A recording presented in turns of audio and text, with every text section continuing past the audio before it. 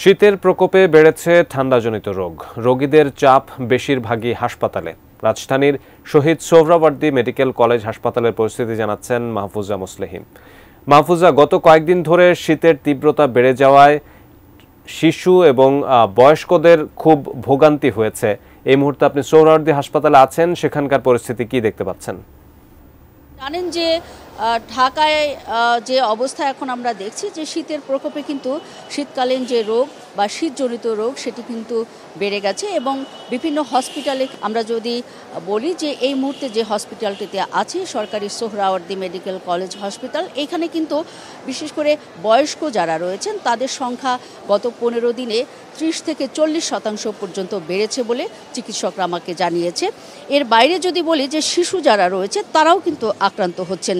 শিশুদের নানান রকমের যেটি মুখগহ্বর বলে সেখানে কিন্তু তাদের অনেক রকমের প্রদাহ তৈরি হচ্ছে, টনসিল বেড়ে যাচ্ছে। আর বয়স্ক যারা তারা কিন্তু অ্যাজমা রোগে আক্রান্ত হচ্ছেন, বেশি নিউমোনিয়ায় আক্রান্ত হচ্ছেন। এরকমটি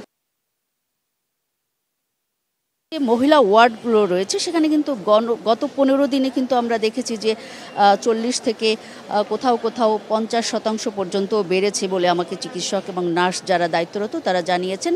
21 ডিসেম্বরের যেই চিত্রটি এখানে ছিল, মহিলা ওয়ার্ডে কেবল শীতকালীন রোগেই আক্রান্ত রোগীর যে সংখ্যা সেটি কিন্তু 55 জন একেবারেই ওই দিনে 24 ঘন্টায় ভর্তি হয়েছেন।